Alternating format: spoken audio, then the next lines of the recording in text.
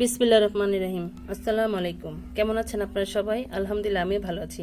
আজকে আপনাদের মাঝে আমি নিয়ে আসছি লাল শাকের রেসিপি। আমরা সচরাচর সবাই তো শাক রান্না করতে পারি, তো আমি আজকে আপনাদের নর্মালি যেভাবে শাকগুলো রান্না করে থাকি সেভাবে আপনাদেরকে আমি তৈরি করে দেখাবো।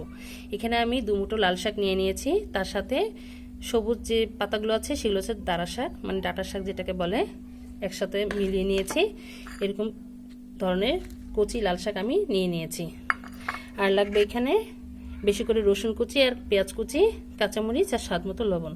তাহলে চলুন আমরা রান্নায় চলে যাই। আমি চুলোর কাছে চলে আসছি, আমি একটি কড়াই দিয়ে দিয়েছি। এখন আমি অল্প করে তেল দিয়ে নিব। আপনারা চাইলে শাকটিকে সেদ্ধ করেও নিতে পারেন, হাফ সিদ্ধ করে বাগার করে নিতে পারেন, বা এইভাবে ডাইরেক্টলি তেলে দিয়েও রান্না করা যায়। আমি এখন পেঁয়াজ কুচি আর রসুন কুচিগুলো আগে দিয়ে দিব। বিসমিল্লাহির রহমানির রহিম। একটু নরম হয়ে আসলে তারপরে আমরা শাকগুলো এর মধ্যে দিয়ে দিব। আমাদের পেঁয়াজটি প্রায় নরম হয়ে আসছে, এখন আমরা এই শাকগুলো এর মধ্যে দিয়ে দিব। বিসমিল্লাহির রহমানির রহিম। শাকগুলো দিয়ে দিচ্ছি।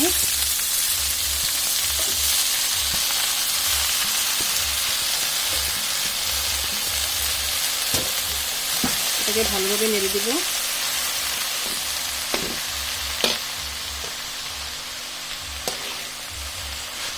আমার চুলার তাপটা এখন পুরো ফুল থাকবে।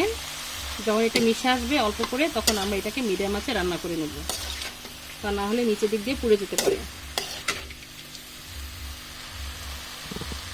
এখন আমরা এটাকে ঢেকে দেব। আমরা একটু সেদ্ধ হওয়া পর্যন্ত অপেক্ষা করি। আমরা আবার ফিরে আসছি। শাকটা একটু নরম হয়ে আসছে। এখন আমরা এর মধ্যে লবণ আর কাঁচামরিচটা দিয়ে দেব। লবণ আর কাঁচামরিচ আপনারা শাক বুঝে তারপর লবণটা দিবেন। আপনারা চাইলে এর মধ্যে ধনিয়া পাতাটাও দিতে পারেন, আমি ধনিয়া পাতাটা দিব না। এই শাক এমনিতেই মজা। আবার একটু ঢেকে দেব। তাহলে আবার আমরা ফিরে আসছি কিছুক্ষণ পর। আমরা আবার ফিরে আসলাম। আমাদের শাক থেকে সামান্য করে পানি বের হয়েছে। শাক থেকে তো পানি বের হয়, এমনিতেও বের হয়। তো আমাদের যে পানিটা বের হয়েছে সেটা আমরা এটাকে শুকিয়ে নেব। আর কিছুক্ষণ রাখবো চুলায়, তাহলে সেটা শুকিয়ে যাবে। তাহলে কিছুক্ষণ পর আমরা ফিরে আসছি। আমরা আবার ফিরে আসলাম। আমাদের পানিটা প্রায় টেনে গিয়েছে। এই যে দেখুন,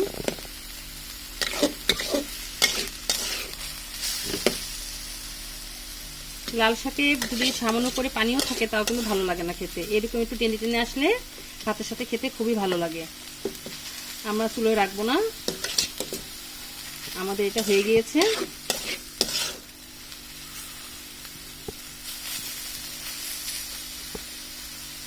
আমাদের রান্নাটা কমপ্লিট। তৈরি হয়ে গেল আমাদের মজাদার লাল শাকের রেসিপি। মাশাআল্লাহ, আলহামদুলিল্লাহ। দেখুন, দেখতে কত ভালো লাগছে। এটা খেতেও ভীষণ মজা। এটা গরম ভাতের সাথে অনেক মজা। আমরা তো সবাই শাক খাই, এভাবে একবার রান্না করেন দেখেন, ইনশাল্লাহ আপনাদেরটা আরো ভালো হবে। তো আমার এই লাল শাকের রেসিপিটা আপনাদের কাছে কেমন লেগেছে আমাদেরকে অবশ্যই কমেন্ট করে জানাবেন। আর আমার জন্য দোয়া করবেন, আমি যেন আপনাদের মাঝে নতুন নতুন রেসিপি নিয়ে আসতে পারি। তো আজ এই পর্যন্তই। আপনারা যে যেখানে আছেন ভালো থাকেন, সুস্থ থাকেন। আল্লাহ হাফেজ।